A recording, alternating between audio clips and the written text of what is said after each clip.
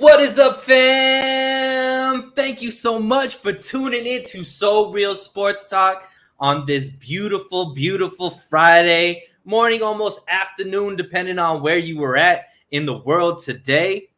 First off, want to give a big congratulations to the Bay Area and all of you Golden State Warriors fans winning your fourth ring. Absolutely got to be a great day for all Warriors fans. Been through a hell of a season to go through and finish it off with the chip. Obviously, the boy Chef Curry winning the MVP of the finals. Another little feather in his cap. So I know it's a joyous occasion. Don't know if you guys are still awake. Maybe the partying from last night was a little too much. Don't know if you still have your throat and your voice and all that kind of good stuff. But keep it locked in here. We're going to have some fun. Hopefully, you can at least type your little comments and be a part of the show today. But we got a lot to talk about. Definitely want to get into a little bit of the state of the franchise, what I took from the interviews with Shanahan, Lynch, and the other coaching staff.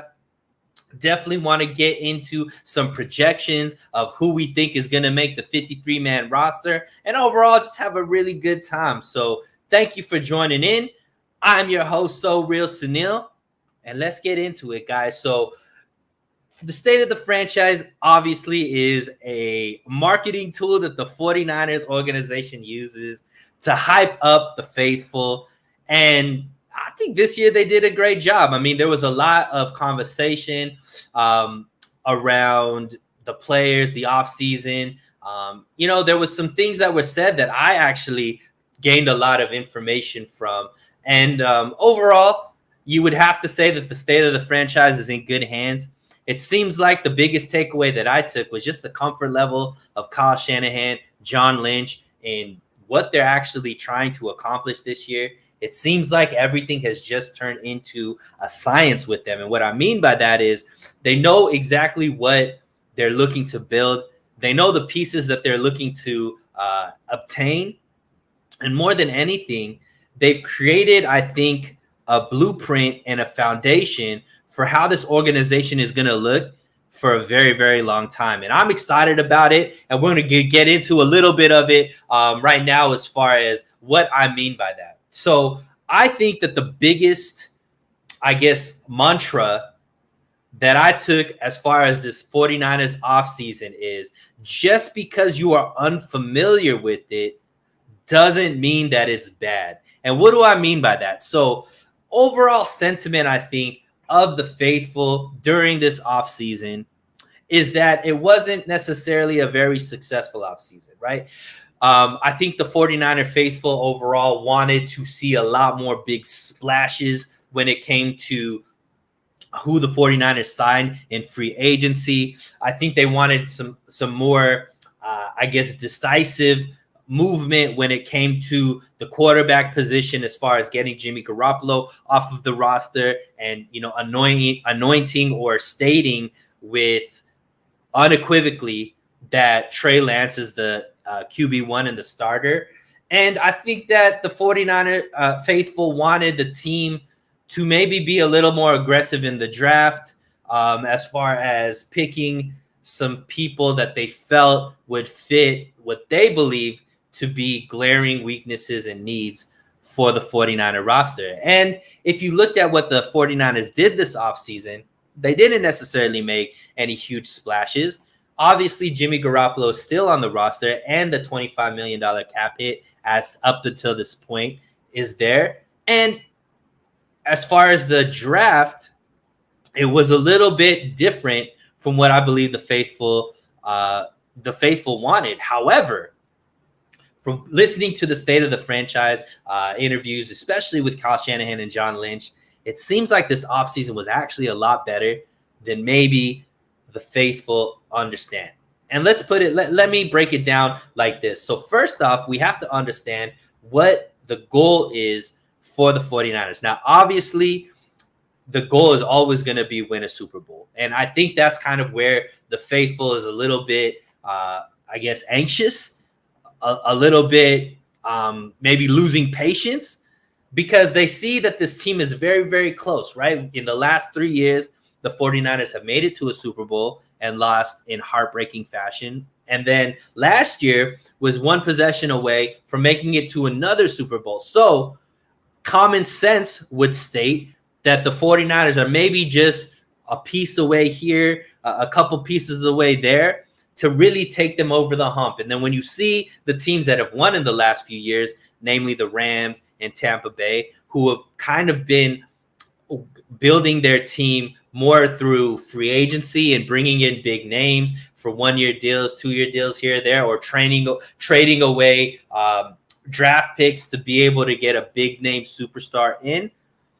49er faithful reasonably and understandably are like, why aren't the 49ers doing that same thing? Why aren't they just using their cap space, using their draft assets to go out, get a big name that they believe would make them feel more comfortable in believing that the 49ers would get over the hump? However, that doesn't seem to be the foundation or the mentality of what the 49ers front office believes in. And I think that although I believe the faithful probably don't want to hear it, patience is going to be a key virtue. And what I mean by patience is allowing the game plan to play out. You know, in Philadelphia with the 76ers, they had this whole game plan called trust the process. I'm not saying trust the process because clearly the process has never amounted to anything, right? They're not sniffing the NBA championship. And obviously the process is split apart with Ben Simmons going elsewhere and whatnot. I'm not saying it's that. But what I am saying is this organization doesn't want to just be one of those wham, bam, one night stand, win a Super Bowl, and then fall off and have a hard time getting back. They are building a foundation. They are building a blueprint. And I guess like you could kind of use it for like math nerds, like a mathematical equation where they could just plug and play in to get the same result of a competitive Super Bowl caliber roster and team. And they continue to do the same thing, not only because of that game plan, but also because of what they've been able to do in past drafts. So what I mean by, was this offseason actually better than what maybe some of the faithful believe in? Let's talk about the glaring issues from last season that needed to be fixed for the 49ers to elevate themselves to the next level. And the biggest, I think, issue that the 49ers have had was their inability to win in close games. And what I mean by that is last year, the 49ers obviously lost 7 games. 2 of those games were blowouts. However, 5 of those losses were losses that were within 1 score. So let's talk about that. How do we get better in close games? Well, there's a few things that can help that, right? So the first thing is better field position, right? So the 49ers were one of the worst teams in starting field position. I think they finished off 26th in the league, which is, out of 32 teams, you're talking about you're in the bottom 4th of the league, right? Or the bottom 3rd, I should say. So how do you get better at field position? Where there's a few things that can affect that. The first thing is obviously your special teams, right? Ability to flip the field through special teams. And what did the 49ers do to fix that? So one of the biggest or most telling signs of the offseason and how good this offseason was an interview when they had all the coaches there from the 3 different phases: Shanahan, D'Amico Ryans, and Brian Schneider, that was brought over from Seattle. All right. So Brian Schneider obviously is coming in as a brand new coach. Kyle Shanahan spoke very highly as far as why he felt Schneider would be a good fit. It wasn't even something where they had to interview a bunch of special teams coordinators. They clearly knew the special teams was a weakness of theirs from last season. Parted ways with Hightower, who's the special teams coordinator from last season, who's now in Chicago. And Brian Schneider seemed to be available. He obviously has been in the last few seasons with Seattle. When he became available, Shanahan didn't even need to interview him, just gave him the position and brought him in. Now, it was interesting to get a little bit of insight as far as how the offseason and what they look at as far as their free agent boards and how they rank players, so on and so forth, right? So clearly the 49ers have like their board of people that they're interested in, and they I guess organize them through positions, right? And so they go through the different positions role. They put together a list of the guys that they are looking into, and then they hand that list to different coaches, and then you rank who you want as far as how you would rank these guys as far as who you want to be working with. So it was, I'm geeked out on this type of stuff as far as understanding the mindset and the strategy and winning. So when Brian Schneider actually talked about, he got a list of the linebackers that the 49ers were looking at, the wide receivers that the 49ers were looking at, the safeties that the 49ers were looking at, and how he ranked them, right? It was interesting to see when it came to the safeties, right? The number one safety that he wanted was Odom, right? And then when it came to wide receivers, the number one wide receiver he ranked was Ray McCloud. And then when it came to linebackers, the number one linebacker that he wanted was Oren Burks, right? And then the 49ers actually ended up getting each one of those players that he had number one on his list, because not only did they fit as far as a need in special teams, but they were also players that could easily transition into the role as far as either a starting caliber player or depth at a position of need. So when you talk about the biggest issue, right, winning in close games, and then needing to be able to change field position, and special teams being a key unit in how to be able to do that, when the 49ers then are able to get their top choice at every single position in special teams, to me, that is huge, right? Where are you able to get the number one on everything you do? You're not even able to do that in fantasy football, right? For all of us that play fantasy football, you rank your players and you see, okay, where I'm drafting at or whatever, that's in the draft. But let's talk about free agency and stuff. You know that there's going to be competition. There's cap expectations. Can the money fit? Do these guys even want to play with us? So on and so forth, right? So for all of that to come together, where Brian Schneider's top picks at all of these positions of need ended up becoming players that he is now able to utilize on his special teams, to me, that is a huge, huge deal. And why do I think that is going to play a role, right? So when we're talking about one possession games and we're talking about field position, right? If the special teams can flip position either through being able to when you're punting the ball, being able to down somebody within the 10-yard line, which now puts the opposing offense in a very peculiar situation where they're just trying to get out of their end zone. And, then all of a sudden the field becomes a shorter field for the offense if you could get a 3-and-out and they just punt the ball away, right?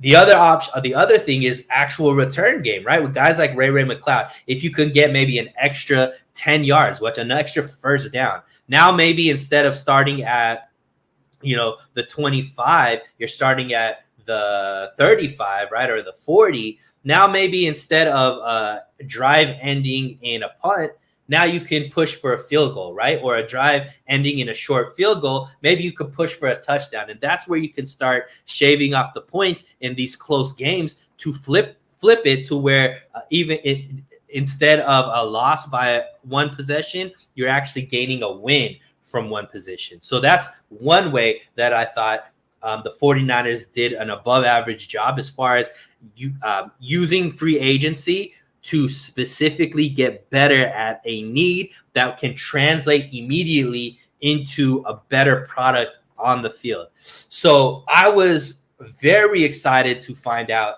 that the 49ers were able to get their top picks at all of those positions, right?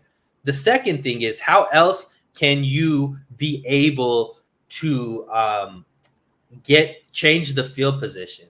Another thing is going to be defensive stops and defensive turnovers, right? In 2019, when the 49ers made it to the Super Bowl, their defense was very, very good at turning over the ball and giving the offense shorter fields to work with, which is why the offense was a lot more productive than, years after. As the 49ers have struggled to turn the ball over, it also impacts the efficiency and at least the ability for field position to flip. So what did the 49ers do this offseason to fix that? Well, the biggest splash that they made is Charvarius Ward, a man lockdown corner that is really good at man-to-man, but also fits the culture of what the 49ers look for in a cornerback, meaning a relentless tackler, right? He's one of the best tacklers out of the cornerbacks, and he brings another level to the cornerback room that the 49ers had struggled with last season, which was somebody who can cover very well without getting penalized very often, right? He was only penalized 4 times last season as a full-time starter for the Kansas City Chiefs. And when you heard D'Amico Ryans and Kyle Shanahan speak to the level of prowess that Charvarius Ward has, they talked about a swagger, they talked about an attitude, and they talked about his ability to play man-to-man press cover. And why is that so exciting? Let's talk about it, right? So one thing that it does is immediately takes pressure off of the other cornerbacks in that room, right? Because the individuals that would be the 1 and the 2 in that cornerback room, which as of now, let's talk about it, Eman Mosley and Ambry Thomas most likely would have been the 1 and 2 corners before Charvarius Ward comes in. Now they move down to 2 and 3, right? So now being the second best cornerback on the team, like Emmanuel Mosley, now instead of guarding the best opposing receiver on the team, you're guarding the second best receiver, right? So you get a little bit of opportunity there to maybe deal with. Look, all these teams have multiple great receivers, so it's not like it's going to be that much of a difference, I would say, but still, it gives you the opportunity to not necessarily have to play the best receiver across the way, right? Because now that's Charvarius Ward's job. So the one thing that it also does is now change the mentality.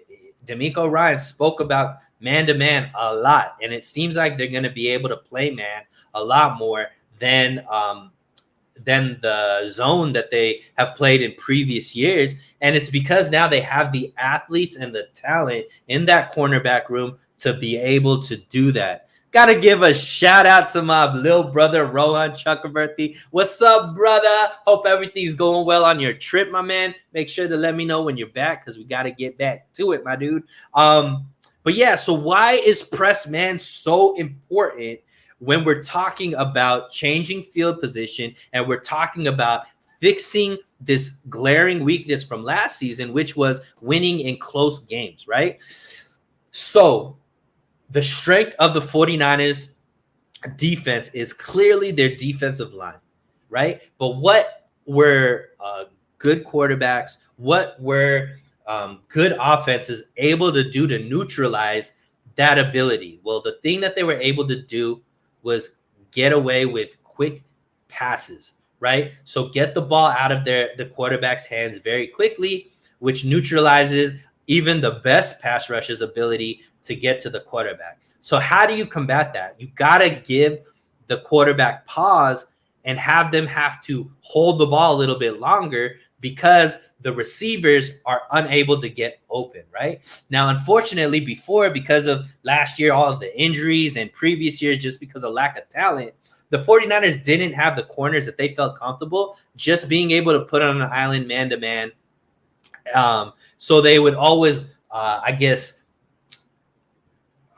change that by playing zone, right? So by playing zone, what that does is it gives that space for the quarterback to get the ball out quick, right? Now with Charvarius Ward there, with Emmanuel Mosley there, with Ambry Thomas there, with hopefully a very healthy Jason Verrett there, you have corners that you're comfortable in being able to play press man and guys that can tackle very, very well, right? So that makes the quarterback have to hold the ball, which will now give the opportunity for the defensive line to be able to pressure the quarterback, make the quarterback make decisions with very little time to make them, resulting in more sacks and possibly and probably more turnovers, right? Because in those moments, it's a much easier for the strip sacks,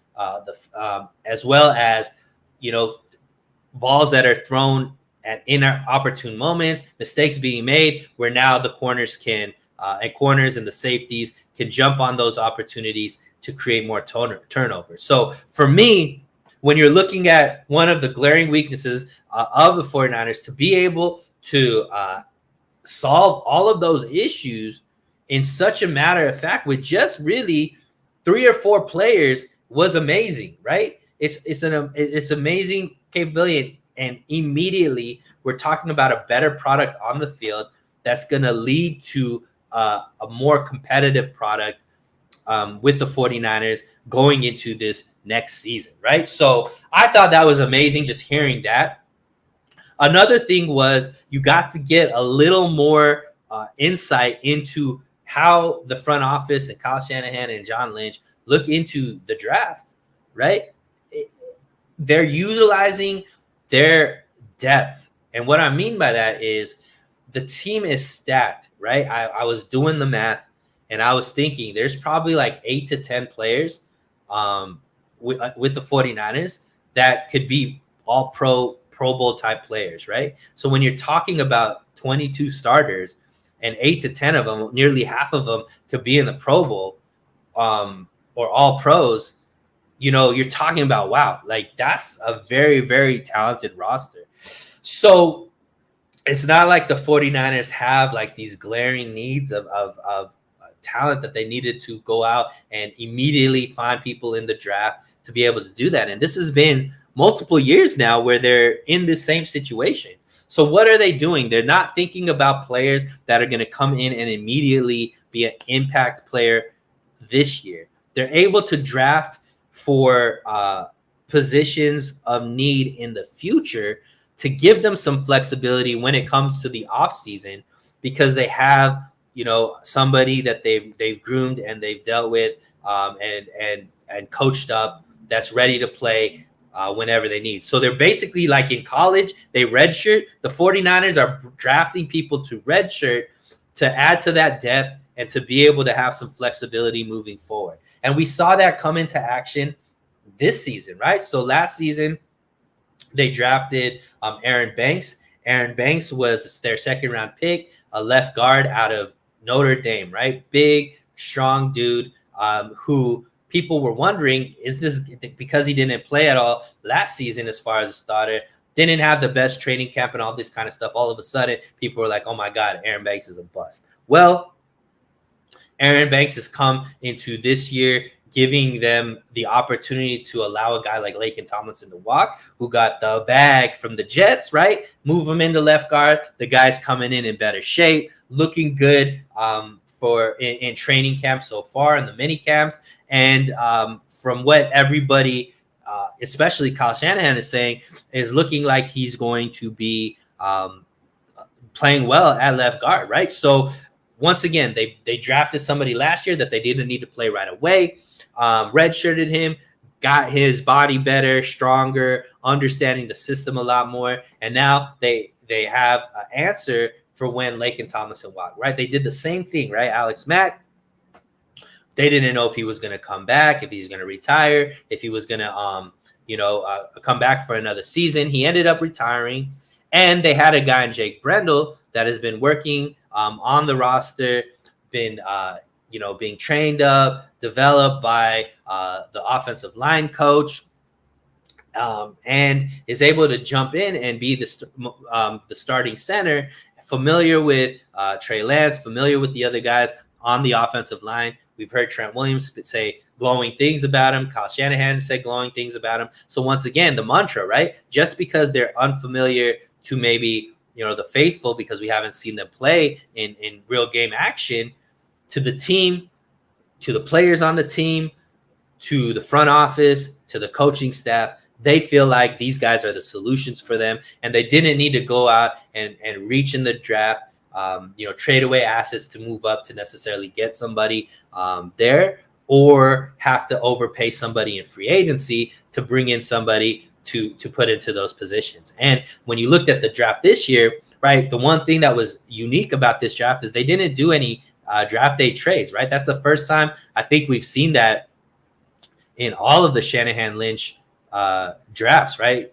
Yeah, even in 2017 when they came in, they traded up to get back into the first round, right?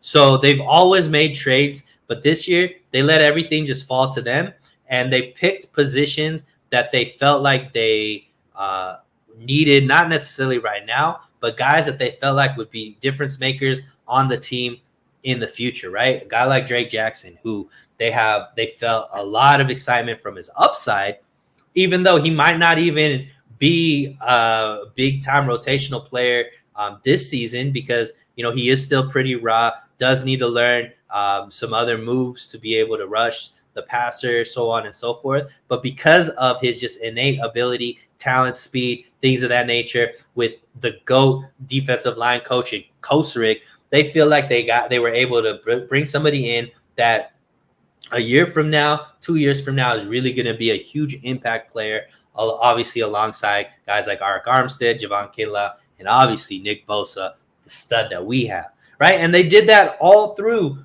the draft, getting guys like a Burford, who could be the heir apparent to McGlinchey if he prices himself out this next offseason, right? They got a guy like Sam.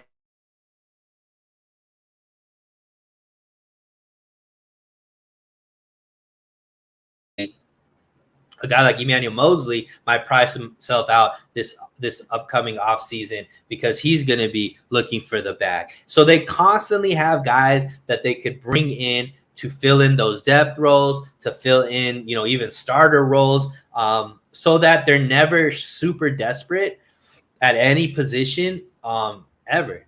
And I just think that's an amazing mentality to have, right? And we'll talk about the ultimate redshirt in Trey Lance, right? So Trey Lance wasn't the full-time starter last year.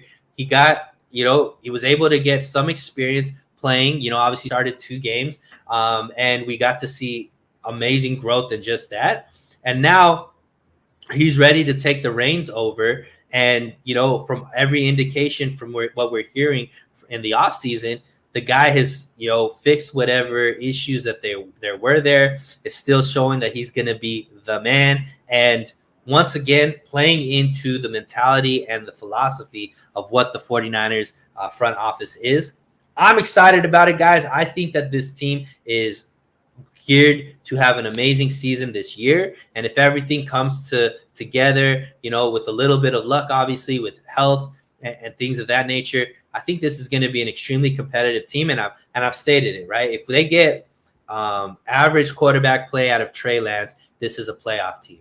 If they get good quarterback play out of Trey Lance, this is a Super Bowl contender. If they get great quarterback play out of Trey Lance, meaning he's a top 7, top 5 quarterback, not saying that he is going to be that, but I'm saying if he does perform that way, this is going to be the favorite to win the Super Bowl. And it probably won't even be close, because as of all of the teams that are contending for a Super Bowl, there may be teams that are on the same par as far as starting talent, but I doubt there's very many teams that have the type of depth that the 49ers have as far as being able to overcome injuries, things of that nature, which I think gives a leg up to the 49ers. Once again, as long as Trey Lance becomes the player that we believe he can be.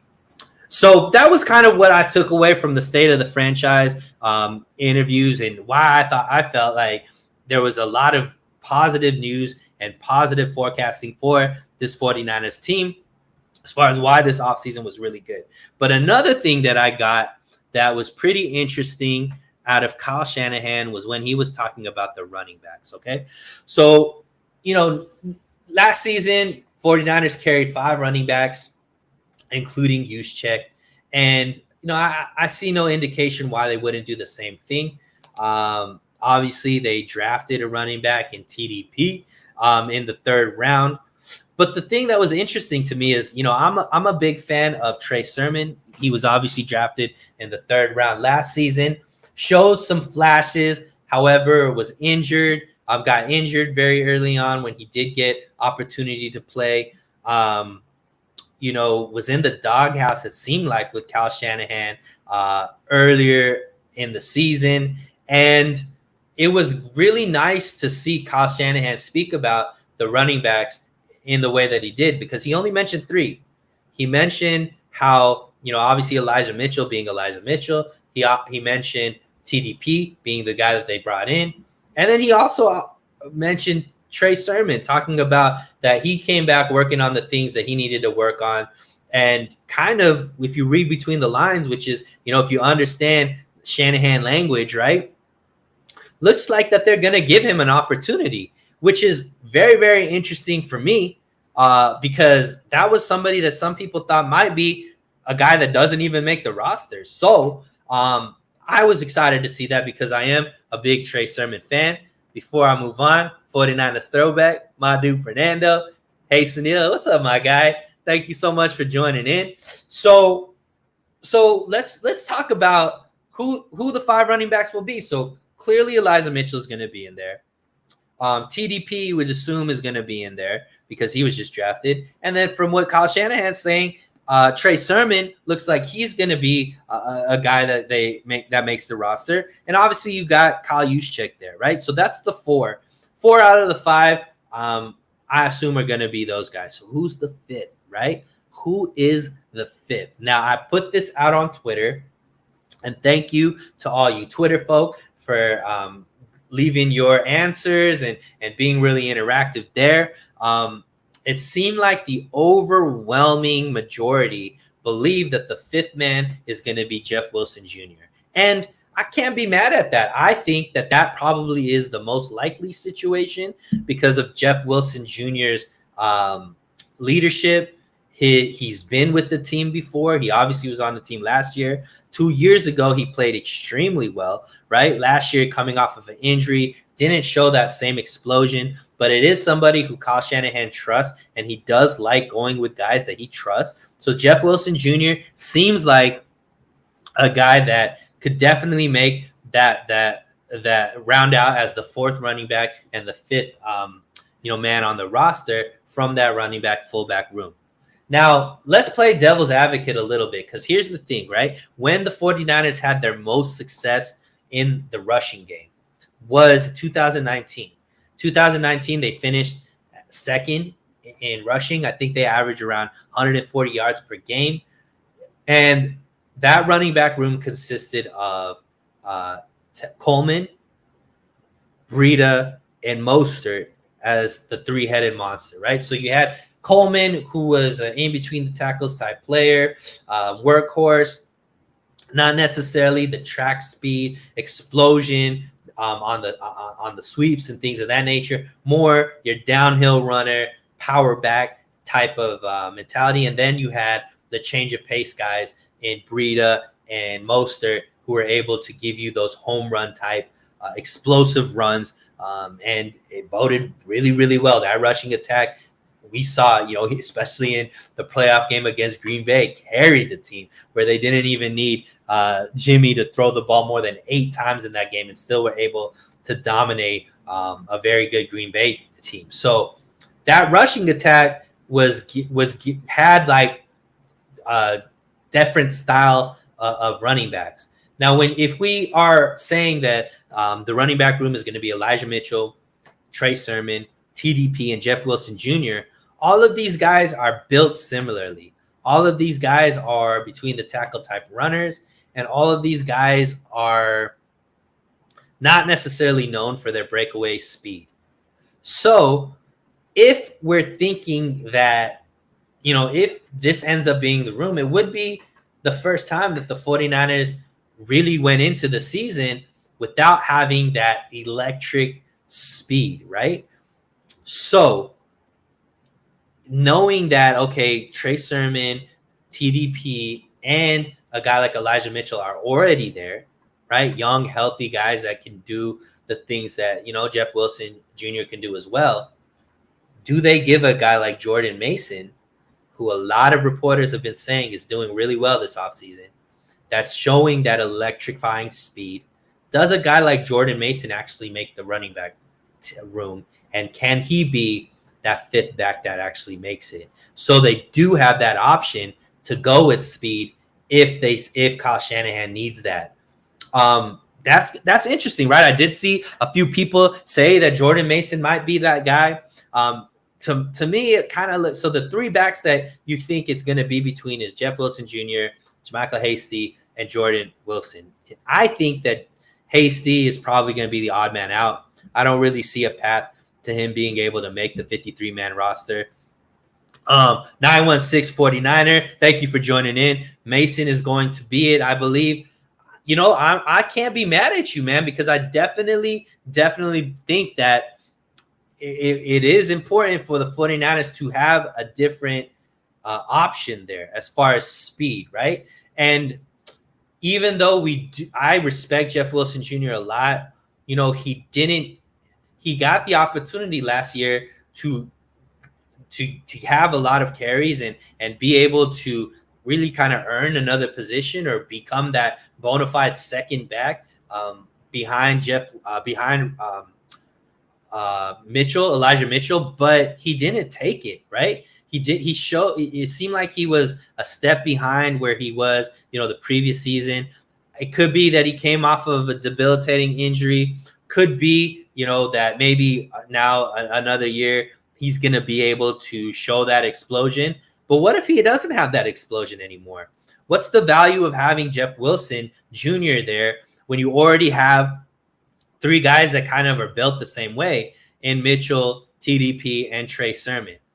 That could be the argument as to why a guy like Jordan Mason ends up making it. I don't know. I personally, obviously, there's not much you can really decipher from no pads and no tackling and all that kind of stuff. These are all questions that will be answered when we actually get into training camp.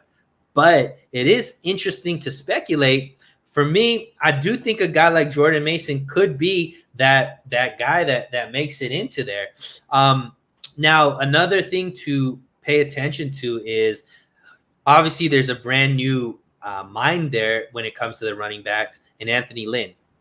Anthony Lynn is a coach who, as a coordinator and a head coach, have been able to work with very similar running backs and still have a lot of success no matter where he went. Most recently, I should say, he was there with the Detroit Lions and, had Swift and I think it's Williams over there, or the guy that used to play for Green Bay. But their rushing attack was pretty formidable, even though they didn't have necessarily the talent on the offensive line and all that kind of stuff. Anthony Lynn is just able to, create very, very effective running backs and running game. And maybe he's more interested in the big backs, right? Which is why maybe a Jeff Wilson Jr. Makes it. But he's also somebody who's mentioned Jordan Mason this offseason, saying that the kid's playing very, very well. So if he's on Anthony Lynn's radar, maybe that does, that is a sign that Jordan Mason might be that guy. I don't know. What do you guys think? Would you be okay with the running back room that consists of Elijah Mitchell, TDP, Trey Sermon, Juszczyk, and then Jordan Mason? To me, I think that would actually be a very good rushing attack. I think that obviously Elijah Mitchell is going to be RB1, but I would like him to not have to carry as much of a load as he did last season, because clearly he got injured, missed 6 games, and still carried the ball quite a lot, right? So if guys like Trey Sermon, if guys like TDP can get, some carries here and there to limit what Elijah Mitchell actually is doing throughout the season, then you would have a fresher Elijah Mitchell moving forward to make the deep playoff run and hopefully, a Super Bowl run, right? So that's kind of how I see it. Some of the major things that I want to see out of this running back room is the ability to average more than 4.5 yards per carry, right? We saw Elijah Mitchell do it. He averaged around 4.6, 4.7 yards per carry. However, even in very limited playing time, Trey Sermon averaged like 4.1 yards per carry. And I think Jeff Wilson Jr., Hasty, and them average even less. So I would love to see the running back room be able to average over 4.5 yards per carry. Why I think that's going to be important, because then it takes away the pressure to get the wide receivers into the running game, like Debo, like Ray McCloud, maybe even Danny Gray. I would like to see these guys not necessarily have to be utilized in the running game as much, because the running backs aren't doing their job. If the running backs can just make sure that they're able to, average that over 4.5 yards, then you could have the running backs maybe come in just for change of pace if they're in the rushing attack, but more than likely just utilize them in the passing game. Question, Sunil, do you think our running style will change with Anthony Lynn? I do think that the running backs are going to be utilized in the pass game a lot more, because you have seen that from Anthony Lynn more than, in previous running back coordinators for the 49ers. But it's still going to be the zone scheme. I do believe they might, that just based off of the personnel right now, that you are going to see more interior runs than the sweeps on the outside. And the reason for that is, like I said, they don't have that breakaway speed. So maybe, like you mentioned, if Jordan Mason makes it, that'll utilize all aspects of the zone versus just the interior. But overall, I still think we're going to see a very productive running back room with Anthony Lynn there. But I do think you're going to see them more in the passing game and, more power running style, just because of more than Anthony Lynn being there, the personnel that it seems that they have, right? Because you talk about Trey Sermon, Elijah Mitchell, and TDP. These are all, pretty big backs as far as size, weight, and, like I said, more known for power versus speed. So, yeah, that's what I think as far as who is going to make it. I think it's going to come down to Jeff Wilson Jr. and Jordan Mason. My guess right now would actually be Jordan Mason, just because it gives them a little bit more speed that they aren't necessarily seeing from the rest of the running backs in the room. So we'll get out of here on this one, right? So we're sticking strictly to the offense on this stream. So who will be the 6 wide receivers that make it? So last season, the 49ers did keep 6 wide receivers on the roster. Like I said, again, there's no reason to me why they wouldn't keep it the same this year. And like the 49er running back room, it seems like we already know at least who the top 5 are going to be, right? So clearly it's going to be Debo, Brandon Ayuk, Juwan Jennings, Ray McCloud, and Danny Gray, right? So those are the 5 that are shoo-ins to be able to make it. Now, who is that 6th wide receiver? So, in my books, is going to come down to 2 players. Those 2 players are Malik Turner and Marcus Johnson, right? So those are the 2 on the roster that I believe are going to be vying for that 6th and final roster spot.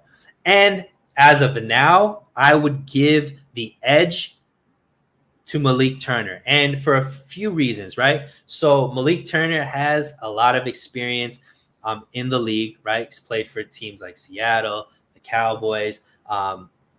He can play not only wide receiver, but has experience playing in special teams, right? So I do believe that 6th wide receiver is going to be somebody who has to be able to play special teams. And when you look at who our special teams coordinator is, our special teams coordinator is Brian Schneider, formerly of the Seattle Seahawks. Well, guess who was one of his players when he was over there in Seattle? Malik Turner, right? So already having that familiarity with Brian Schneider, and already Brian Schneider knowing that Malik Turner can play and play well for him in special teams, to me, That's why it's pretty much his job to lose. However, that isn't saying that a guy like Marcus Johnson, who has shown the ability to play not only in the league, but also has had some really good moments in the offseason for the 49ers so far. He could definitely, produce. And if he produces at a higher level and really makes it hard for Kyle Shanahan and the rest of the offense to not keep him on the roster, right? He could be somebody that makes it and edges out Malik Turner. So that's going to be a very interesting battle, I think, in the 49ers training camp to see who ends up making that sixth spot. And another thing is, can that sixth spot be somebody that's not even on the roster right now? Dare we believe that Kyle Shanahan might be eyeing a guy like Julio Jones, who could come in and be that player to make the roster, right? And obviously Julio Jones is out there as a free agent. He is somebody who has had some great years under Kyle Shanahan, when Kyle Shanahan was the offensive coordinator over there in Atlanta. Now, even though it sounds great, and they possibly could get Julio Jones on the cheap just because, he's still out there, and, there probably aren't any teams that are willing to pay him big money, and he probably just wants to make a roster and have a chance to play. Let's talk about the benefits and why it could work and why it couldn't work, right? So the benefits, I think, is Julio Jones obviously brings in, an elite.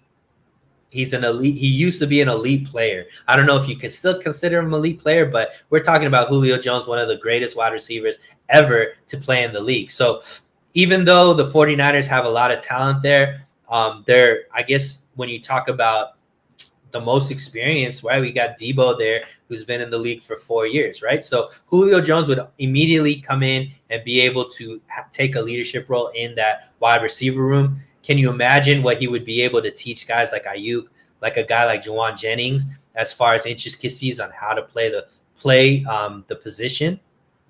So those are some benefits there. Obviously, Julio Jones is a bigger body, a bigger wide receiver than maybe what the 49ers have right now. So when you're talking about goal line and red zone, things like that, a third downs even, this is a guy who could come in and immediately make an impact just because of his frame, his mentality, his ability to run routes, and just his hands, right? So this is definitely somebody who could come in and play the role and immediately can make an impact. And exactly 916, I believe Julio still strikes fear in the red zone. And that is a position that the 49ers could utilize, right? Could utilize Julio Jones in red zone and third down opportunities, goal line, all of those types of things. Now, why I personally believe it is a long shot, right? Because that sixth guy, like I said, especially with the emphasis on the special teams, I do believe that the 49ers are going to need somebody to play in that special teams role. Obviously, Ray is going to be there, but he's more of a returner, not likely to be a gunner. Danny Gray, will they put him there? Possibly. But guys like Ayuk, Jennings, and Debo, they're clearly not going to be put in those positions. So that sixth spot, is Julio going to play? Obviously not. So I think maybe they value having another body that they can move into special teams and keep a man on the roster that could play both wide receiver and special teams. And Julio just doesn't fit that role. So I personally think it's a long shot for Julio to make the team because of his limited ability to play special teams. So I most likely would think it's Malik Turner 1, Marcus Johnson 2, making it. So let me know what you think. Do you guys have any other receivers that you think might make the roster? How comfortable would you be with the receiver room that consists of Debo, Ayuk, Jennings, Ray, Danny Gray, and let's say Malik Turner? To me, that is a better wide receiver room than I think the 49ers have had maybe in the whole time that Kyle Shanahan and Lynch have been there, maybe in the whole regime, right? 2019, I guess they had a very young Debo, Emmanuel. They had Bourne. Yeah, I mean, I think that this is the most depth that the 49ers have had as far as the wide receiver room. Clearly, the top three are the top three, but Ray, I think, could play a big role as far as his speed, and he could fit right in there with Yak Boys, the Yak Bros. I think Danny Gray, with his speed, could definitely be a difference maker in his ability to stretch the field and even be another Yak Bro as well. So I believe that the wide receiver room has gotten better. When you look at Ray, Gray, and let's say Malik Turner makes it, they're much better than River Craycraft, Richie James, and Mo Sanu, who were the three that were there last season. So tell me what you guys think. Make sure to like the videos, share it with all your friends, comment as to what you believe is going to be the guys that make it in the 53-man roster, in the wide receivers and the running backs. Let me know how you feel that this 49ers offseason went. Am I crazy for thinking that it was actually a lot more successful than maybe some of us believed previously? I don't know. Let me know in the comment section. If you haven't subscribed, please subscribe to the channel, hit the notification button, and keep it locked here at So Real Sports Talk. Always gonna be able to kick it. Stay tuned for future streams, and like I always say, stay safe, stay hydrated, and we'll talk again very, very soon. Thank you so much, guys, for joining me on this Friday. Have a beautiful week.